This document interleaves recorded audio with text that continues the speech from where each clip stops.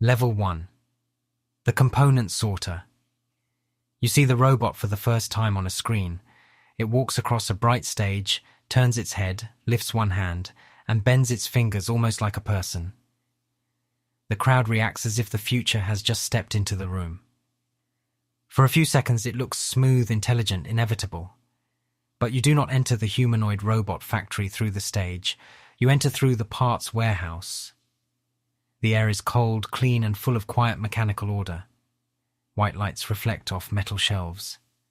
Plastic trays sit in long rows filled with camera modules, cables, small motors, actuator housings, screws, circuit boards, battery packs, and smooth white shell pieces that look like fragments of a human body before they have meaning. Your job is simple. Sort the right parts into the right carts. Scan each batch. Keep wrist joints separate from elbow assemblies. Keep camera modules away from balance sensors. Keep power cables matched to the correct internal frame. Do not assume two components are the same because they fit in the same size tray. A supervisor hands you a scanner and points toward a rack of small black sensor modules. You pick one up with gloved fingers. It weighs almost nothing. It does not look important. It does not look like the future. It looks like a small part that could disappear under a table. Then the scanner beeps red. Wrong sensor batch. Your hand freezes in midair. Somewhere far ahead, that tiny module could become part of a robot's vision, balance, or reaction to a human standing in front of it. If the wrong part travels forward, the mistake may not reveal itself until the robot moves. You place it back slowly. At level 1, the humanoid robot is not impressive. It is not alive, it is not even whole. It is only thousands of cold parts waiting for human hands to give them order. And as you scan again, waiting for the green light, one question follows you deeper into the factory. What happens when a machine built from lifeless parts starts moving like a person? Level 2, the frame assembly worker. At level 2, the robot begins to look human, not alive, not intelligent, not even close, but human-shaped. You leave the parts warehouse and step onto the frame assembly line, where white metal skeletons hang from adjustable stands. Some have only a torso. Some have one arm attached. Some are only hips, legs, and an empty neck ring waiting for a head. Under the cold blue-white lights, the unfinished bodies look strange. Too clean to be scrap. Too empty to be people. Your job is to help build the internal frame. You move shoulder brackets into position. Hold arm support steady while a senior worker tightens bolts. Sort hip connectors, spine plates, forearm shells, and leg frames. You learn to use torque tools that stop when the pressure is correct. Not too loose, not too tight. Exact. At first the work feels mechanical, and then you attach an upper arm frame to a shoulder joint location, and the shape changes. Suddenly the machine has posture, a side, a reach, something that almost resembles intention, even though nothing inside it can move yet. The senior worker checks the alignment and frowns. The shoulder is slightly off, not broken, not visibly wrong to you, but wrong enough. If the frame is misaligned here, the actuator may fight the joint later. The outer shell may not close properly. A sensor cable may bend at the wrong angle. A motion test may fail hours or days from now, and someone will have to trace the problem back to this quiet moment on the assembly line. You loosen the bracket, adjust the frame, and hold it steady while the tool clicks again. Correct torque, correct angle, correct position. The robot still has no eyes, no battery, no voice, no balance. But now when you step back, it has a body. At level 1, you learned that a humanoid robot begins as lifeless parts in trays. At level 2, you learn that shape creates expectation. Because the moment a machine looks like a person, people begin to expect it to move like one. And the next level will teach you that movement does not come from shape.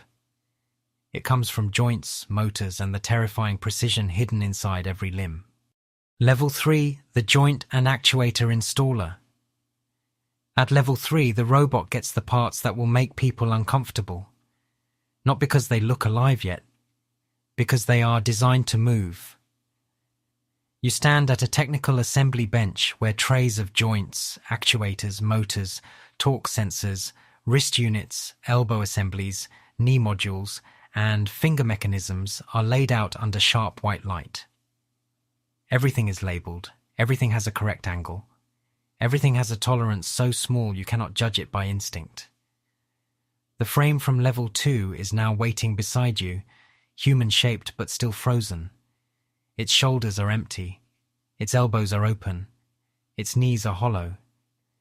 It has places where movement should happen, but no power to make movement real. Your job is to install the joint and actuator systems. A senior technician hands you a shoulder actuator. It is heavier than it looks. Inside that compact piece are gears, motors, sensors, and the beginning of strength. You guide it into the shoulder frame while the technician watches the alignment marks.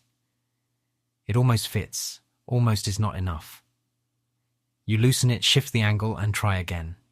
This time the actuator slides into place. The tool clicks, the joint holds. The robot has not moved yet, but the idea of movement is now locked inside its arm. Then you move to the hand. The fingers are smaller, stranger, more delicate. Each one has a tiny mechanism that will one day open, close, point, grip, wave, or hold an object. You attach a finger actuator and feel the scale of the work change. A shoulder moves with power. A finger moves with intention. Or at least it will look that way. A test jig rotates one installed joint slowly.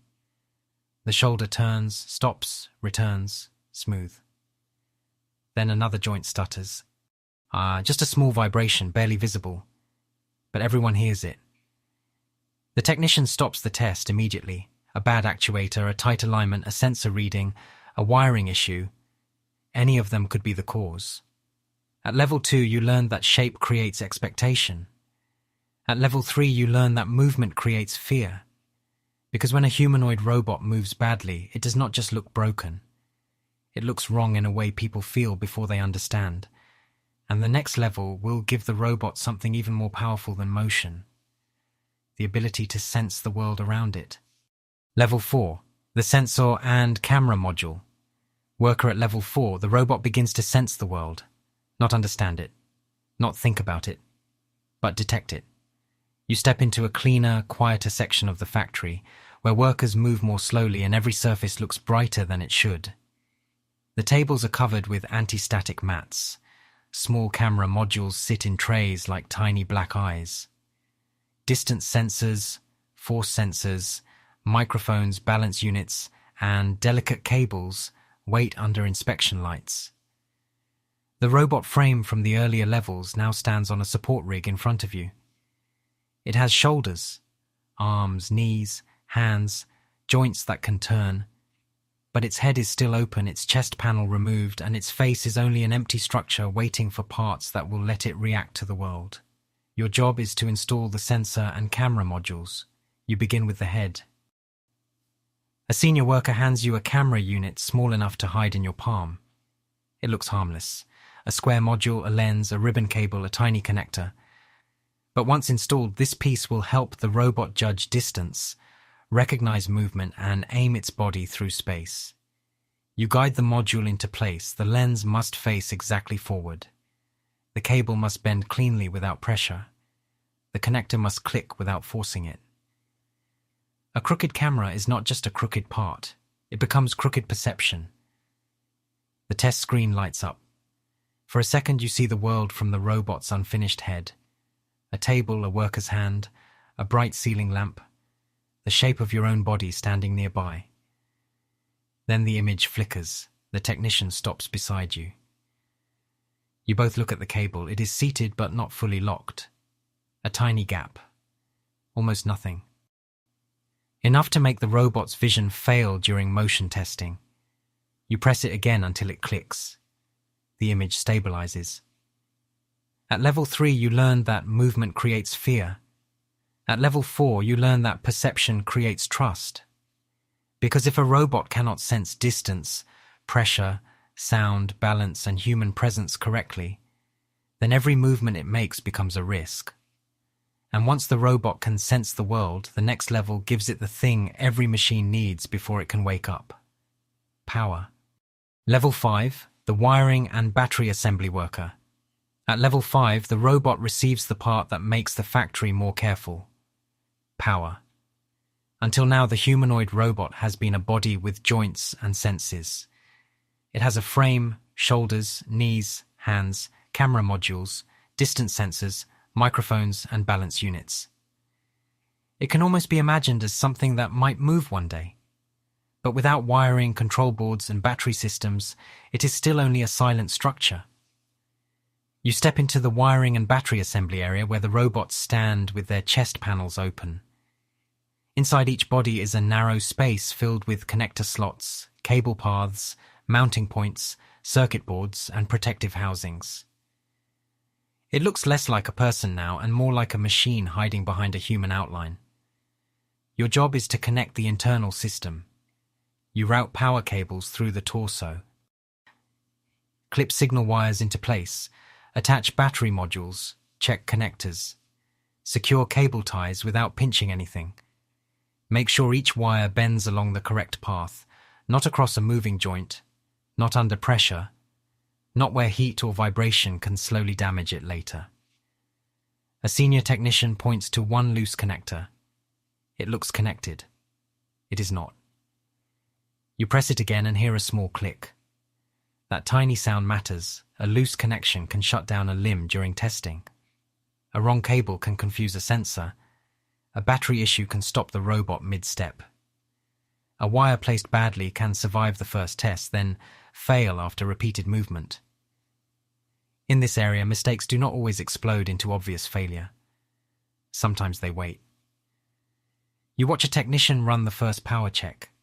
Lights blink across a small board inside the robot's chest. Not dramatic. Not alive, but active. For the first time, the machine feels less like assembled metal and more like something waiting to wake. At level 4, you learn that perception creates trust. At level 5, you learn that power creates risk.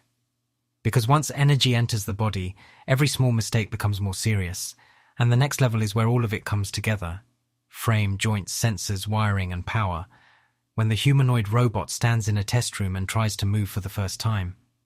Level 6, the motion test operator. At level 6, the robot moves for the first time. The test room is brighter than the assembly floor. The walls are clean. The floor is marked with simple lines. Cameras watch from the corners. A safety rig hangs above the robot like a harness for something that has not learned how to trust its own body yet. The humanoid robot stands in the center of the room. Its frame is assembled. Its joints are installed. Its sensors are connected. Its battery system has passed the first power check. The chest panel is partly closed now, and from a distance it almost looks ready. That is what makes everyone quiet. Your job is to operate the motion test. You stand beside a control station with a senior engineer behind you. The robot is connected to monitoring cables. A technician checks the emergency stop. Another watches the knees. Someone else watches the hands. No one treats this like a simple demonstration. The first command is small. Head turn. The robot's head rotates slowly to the left, then back to center. The movement is smooth, but your shoulders stay tight. Second command, raise right arm. The shoulder actuator engages. The elbow follows. The wrist adjusts. The robot lifts its hand into the air, and for a second the room feels different. You know it is motors, software, sensors, wiring, and metal, but your eyes still read it as a gesture. Then the hand trembles. Not much, just a small vibration in the fingers. The engineer leans forward. You pause the sequence. The robot freezes with its arm half raised, like a person caught between action and doubt. The data screen shows a minor torque irregularity.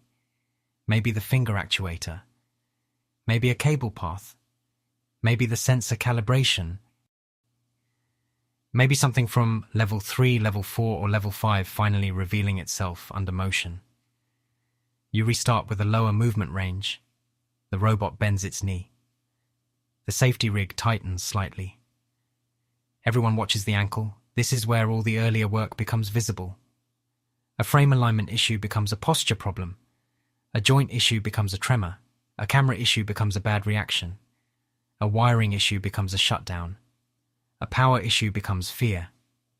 Then the robot takes one assisted step.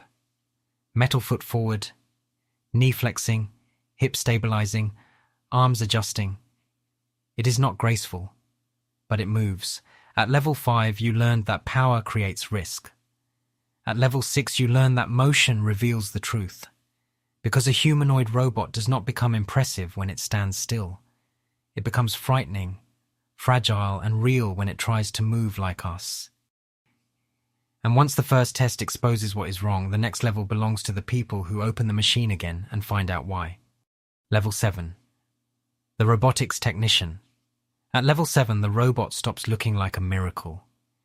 It becomes a problem.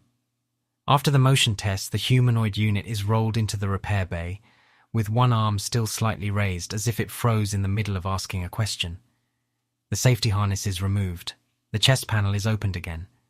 A technician locks the legs into a support frame, and suddenly the robot that looked almost alive in the test room becomes machinery once more. Wires, bolts, actuators, sensor cables, logs on a screen. Your job now is not to build the robot forward. Your job is to find out why it failed. The first issue is the trembling hand. You check the finger actuator. Then the wrist unit, then the cable path running through the forearm. The senior technician shows you the data from the motion test. Nothing dramatic. No huge failure, just a pattern. A small vibration when the hand holds position after movement. That is the frightening part. A major broken part is easy to understand. A subtle failure hides. You remove the forearm cover and trace the cable bundle inside. One cable is pressed too tightly against a moving section. Not broken yet. Not disconnected. But when the wrist turns, the pressure changes. The sensor reading jumps, the control system corrects. The fingers tremble. A tiny physical problem becomes a visible human-like flaw. You reroute the cable, secure it again, and run a local test. The fingers open, close, hold. This time, no tremor. Then another issue appears from the knee test. The robot's assisted step leaned too far to one side. Now you check actuator response, foot pressure sensors, hip alignment, balance calibration, and battery output. Each system blames another system until the technician forces you to slow down and follow the chain. Mechanical, electrical, sensor, power, control. One robot can fail through all of them. At level 6, you learned that motion reveals the truth. At level 7, you learn that repair is investigation. Because a humanoid robot is not one machine. It is a body of interconnected mistakes waiting to be understood. And once you learn how hard it is to fix one robot, the next level asks whether you can manage hundreds of them moving through the factory at once. Level 8, the production manager. At level 8, you stop fixing one robot. Now you are responsible for the factory that builds them.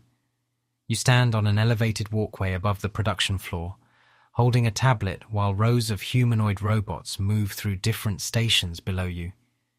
Some are only frames, some have arms and legs attached. Some stand with open chest panels while wiring teams work inside them. Others wait near the motion test room, upright and silent, like a line of unfinished people waiting for permission to wake up. Your radio does not stay quiet for long. Frame assembly reports a delay.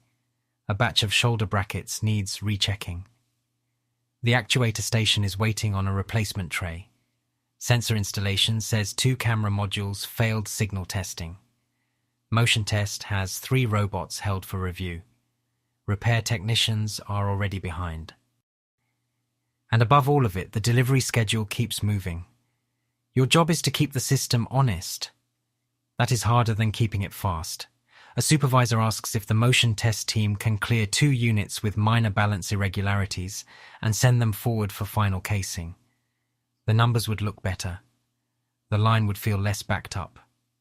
The production board would stop flashing late-stage delay warnings. But you remember level 6, you remember the way one assisted step made the whole room hold its breath? A humanoid robot is not a chocolate bar with a cracked corner. It is not a sneaker with a crooked seam. It is a machine that can stand, reach, turn, respond, and move near people. A small defect is not only a quality issue, it is a safety question waiting for a future room. You say no. The units stay in review. That decision creates another problem immediately. Assembly has to slow. Repair needs more time. Final casing waits. Shipping receives a revised estimate. Someone from planning calls and asks why production is falling behind. You give the honest answer. Because the robots are not ready. At lower levels, you learned how one wrong part becomes one wrong movement. Now you learn how one dishonest decision becomes a factory culture. So you shift technicians to motion test. You delay final casing. You reassign a senior worker to the actuator station. You tell the sensor team to isolate the failed camera modules instead of quietly replacing them without investigation.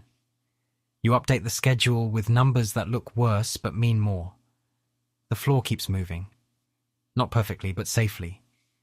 At level 7, you learn that repair is investigation. At level 8, you learn that management is responsibility at scale. Because when the product has a human shape, leadership is not about pushing units out faster. It is about deciding which machines are allowed to take their first steps outside the factory. And above this floor, the next level is already watching. Not one robot, not one shift, but the entire global chain of sensors, chips, actuators, batteries and suppliers that decides whether this factory can build at all. Level 9, the robotics supply chain. Director, at level 9, the Humanoid Robot Factory becomes only one point on a much larger map. You are no longer standing above one production floor. You are inside a supply chain operations room where the walls are covered with supplier dashboards, inventory timelines, transport routes, risk alerts and simplified maps of factories, ports, warehouses and component makers. The robots downstairs still feel physical. Metal frames, camera modules, actuators, battery packs, sensor cables. But here they become numbers, lead times, shipping lanes, supplier capacity, and delayed purchase orders. Your job is to keep the robot factory fed. That sounds simple until the first warning appears. A shipment of knee actuators is late. A camera supplier can deliver only part of the order. Battery modules passed inspection in one region, but another batch needs review. A circuit board vendor is asking for more time. The factory wants parts now, engineering wants approved components only, finance wants cost control, and sales wants delivery dates that sound confident. Everyone wants certainty. The supply chain gives you probabilities. You study the map and feel the distance inside every decision. If the knee actuators arrive late, motion testing will back up. If you approve an alternate supplier too quickly, quality risk may move into the factory. If you shift battery modules from another production site, that site may slow down next week. If you wait for perfect conditions, the entire schedule collapses. You approve a partial reroute. You release approved camera modules to the highest priority production line. You warn the factory early about the actuator delay. You refuse to clear the battery batch until the review is complete. The numbers on the screen adjust. The plan looks clean. But you know the factory will feel it. A production manager will slow one station. A technician will wait for parts. A motion test room will stand half empty for a day. A worker who never sees this room will wonder why the schedule changed. At level 8, you learn that management is responsibility at scale. At level 9, you learn that supply chain is responsibility across distance. Because a humanoid robot is not built by one factory. It is built by a global network of invisible dependencies. And when one tiny component stops moving, the machine that was supposed to walk like a person may never take its next step. Above this network, there is one final level where the decision is no longer just how to build the robot, but what kind of machine should be allowed to enter the world. Level 10, the global robotics brand Decision Maker. At level 10, the robot is no longer only a machine on a factory floor. It is a decision. You sit inside a glass-walled conference room where the lighting is soft, controlled, and far removed from the sharp white glow of the motion test room. A humanoid robot prototype stands behind clear glass, near the end of the room. It is fully assembled now. Smooth outer shell, balanced posture, camera eyes facing forward, hands resting at its sides. It looks calm. That is what makes the room feel heavier. Around the table are engineers, safety leads, finance executives, product strategists, legal advisors, supply chain directors, and marketing teams. Each person sees the robot differently. To engineering, it is a system of sensors, joints, actuators, power and control. To finance, it is production cost and market timing. To marketing, it is a story about the future. To legal, it is a risk. To supply chain, it is a machine made from fragile global dependencies. To you, it is all of those things at once. Your job is to decide what kind of humanoid robot moves from prototype to mass production. The first proposal is aggressive. More units, faster launch, a bold public demonstration. A robot designed for warehouses, factories, and service environments. The charts make it look clean. Demand is rising. Investors want momentum. Competitors are moving. The world is watching. But you remember the lower levels. You remember the tiny sensor module in the warehouse, the shoulder frame that was slightly off, the actuator that almost fit, the camera cable that looked connected but was not fully locked, the battery wiring that made everyone more careful. The first trembling hand in the motion test room, the repair bay where one cable path became a visible flaw, the production floor where 2 units were held back because almost stable was not stable enough. On the screen, a humanoid robot is a product. In the factory, it is 1,000 ways to fail near people. You ask the room a question no one can answer quickly. Where exactly are we comfortable letting this machine stand beside a human? The room goes quiet.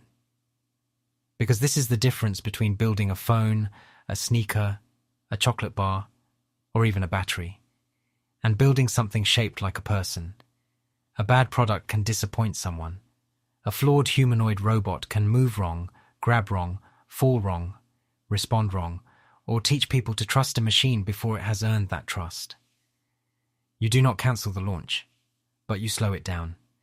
You approve a limited production run. More motion testing. More safety thresholds. More field trials in controlled environments. More time for repair data to feed back into design. More honest language in marketing. No promise that the robot is more human than it is. No pressure to pretend the future is ready before the factory proves it. Some executives look frustrated, some engineers look relieved. The supply chain director quietly updates the production plan. The robot behind the glass does not react. That is the strange part. Everyone in the room is deciding its future, but the robot itself only stands there, silent, waiting for humans to decide what it should become. At level 9, you learn that supply chain is responsibility across distance. At level 10, you learn that power is responsibility across the future. Because when you decide to build humanoid robots at scale, you are not only choosing a product, you are choosing where machines will stand, what people will expect from them, and how close the world is willing to let something human-shaped come. You started with lifeless parts in plastic trays. Now you decide what kind of machine the world will live beside next. You began with a humanoid robot walking across a screen. It looked smooth, controlled, almost natural. For a few seconds it was easy to believe the future had simply arrived on its own. But inside the factory, the future did not begin with intelligence. It began with trays, sensor modules, camera units, screws, cables, actuators, battery packs, frame pieces, circuit boards, plastic shells, cold parts under white lights, waiting for people to put them in the right order. At level 1, you learned that a humanoid robot starts as lifeless components. At level 2, the frame gave it a human shape, and that shape created expectations. At level 3, joints and actuators gave it the possibility of movement.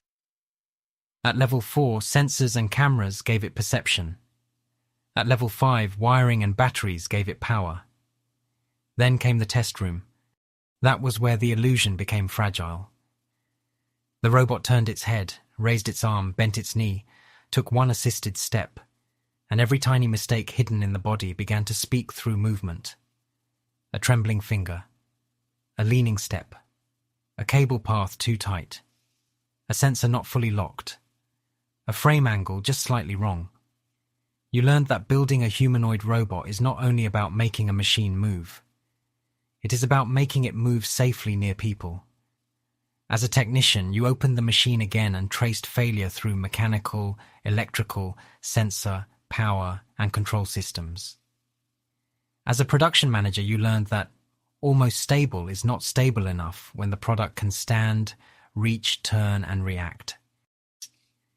As a supply chain director, you saw that one missing actuator, one delayed camera module, or one questionable battery batch can stop the entire factory from building the future it promised.